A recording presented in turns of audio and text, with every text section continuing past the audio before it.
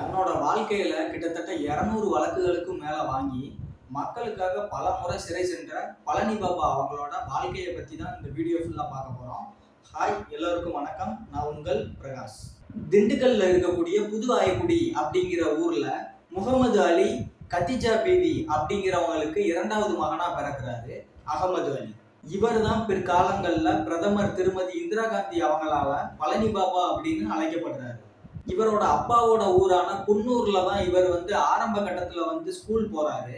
தன்னோட அப்பா இறந்ததுக்கு அப்புறம் புது ஆயக்குடியில தன்னோட தாய்மாமா அப்துல் ரஹ்மானோட அரவணைப்புல தான் காலேஜ் படிக்கிறாரு. அவர் காலேஜ் படிக்கும் போதே அவருக்குள்ள ஒரு சமூக உணர்வு இருக்கு. நிறைய மக்கள் கஷ்டப்படுறாங்க, நிறைய மக்கள் அடக்குமுறையால நிறைய அவதிப்படுறாங்க, நம்ம அவங்களுக்காக ஏதாவது பண்ணணும் அப்படின்னு சொல்லி அவருக்குள்ள ஒரு வெறி இருக்கு.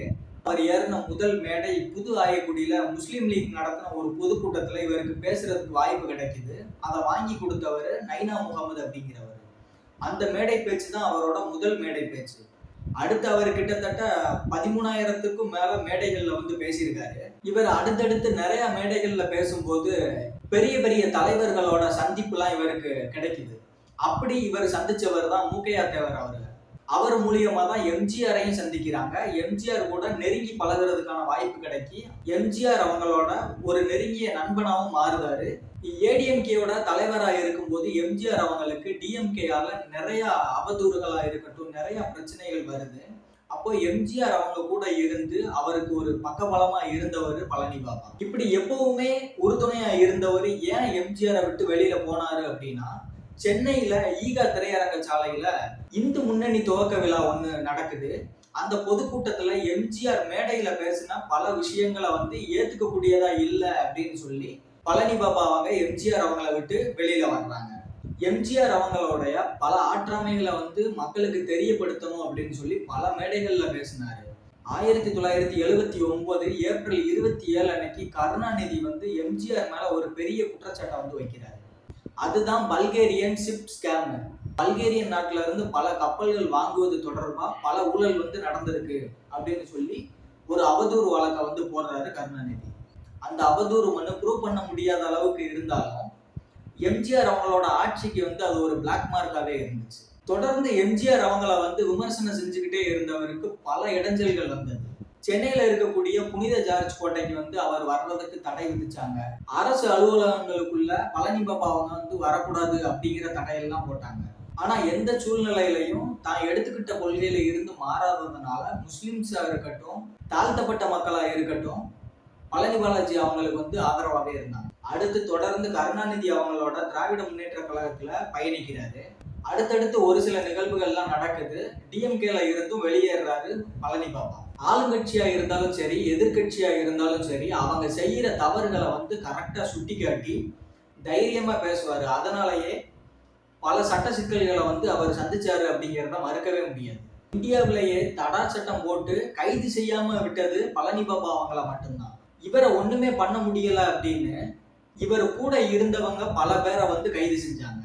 அது மட்டும் இல்லாம எம்ஜிஆர் காலத்துல மக்கள் முன்னாடி எந்த பொது மேடைகள்லையுமே பழனி பாபா பேசக்கூடாதுன்னு சொல்லிட்டாங்க. அதனால கோபிச்செட்டிப்பாளையத்துல ஒரு 100 மாடுகளை கட்டி வச்சு அந்த மாடுகளுக்கு முன்னாடி இருந்து பேசியிருப்பாரு. உங்கள்கிட்ட பேசுறதும் மக்கள்கிட்ட பேசுறதும் ஒண்ணுதான் அப்படின்னு சொல்லி நக்கல்லாம் பண்ணியிருப்பாரு. இப்படி மக்களுக்காக பல முறை தவறுகளை சுட்டி காட்டியிருக்காரு. அடுத்து முன்னாள் குடியரசுத் தலைவர் வெங்கட்ராமன் அவங்க பதவி காலத்துல இருக்கும்போது அடிக்கடி திருப்பதிக்கு அரசு செலவுல போயிட்டு வருவாரு. அந்த செலவு எல்லாத்தையுமே மொத்தமா அரசுக்கு கொடுக்கணும் அப்படின்னு சொல்லி வழக்கு போட்டாரு. இப்படி நம்ம தமிழ்நாட்டுல மட்டும் நடந்த பிரச்சனைகளுக்கு மட்டும் பழனி பாபா தீர்வு எடுத்து கொடுத்தாரா அப்படின்னு கேட்டா கிடையாது. இலங்கையில நம்ம தமிழர்களுக்கு நடந்த பிரச்சனைக்கும் முதல்ல குரல் கொடுத்தவர் பழனி பாபா அவங்க. அவர் தான் இலங்கை தமிழர்களுக்காக குரல் கொடுத்து முதல்ல கைதும் செய்யப்பட்டாரு. அந்த போர்ல பெற்றோரை இழந்த குழந்தை ஒரு பொண்ணை தத்தெடுத்து அந்த பொண்ணை மதம் மாற்றாம ஒரு இந்துவாவே வளர்த்து வந்தாரு பழனி பாபா. முதல்ல ஏடிஎம்கேல இருந்தாரு, அடுத்து டிஎம்கேல வந்தாரு. அடுத்து டிஎம்கேல இருந்து வெளிவந்ததுக்கு அப்புறம் ஜிகாத் கமிட்டியை உருவாக்குறாரு. அது மூலியமா அதிகமான மக்களுக்கு நல்லது பண்றாரு. அடுத்து பாட்டாளி மக்கள் கட்சி ஐயா ராமதாஸ் அவங்க கூட சேர்றாரு. அப்போ இவரனால அதிக முஸ்லிம்ஸா இருக்கட்டும், தாழ்த்தப்பட்ட மக்களா இருக்கட்டும், எல்லாருமே பாமகல சேர்றாங்க. அப்போ இவர் மேல ஒரு விமர்சனம் வைக்கப்படுது. இவரே கட்சி விட்டு கட்சி மாறிக்கிட்டே இருக்காரு. இவரை நம்பி போனா உங்களுக்கு எப்படி நல்லது நடக்கும் அப்படின்னு சொல்லி. அதுக்கு அவர் வந்து சொன்ன பதில், கட்சிங்கிறது குதிரை மாதிரி. குதிரையை எப்பனாலும் மாத்திக்கலாம். ஆனா போற வழிங்கிறது என் கொள்கை மாதிரி. என் வழியை நான் என்னைக்குமே மாத்த மாட்டேன். என் குதிரையை வேணா மாத்துவேனே தவிர என்னோட வழியை வந்து நான் மாத்த மாட்டேன் அப்படின்னு சொல்லி அதுக்கு பதில் அளிச்சிருப்பாரு பழனி பாபா.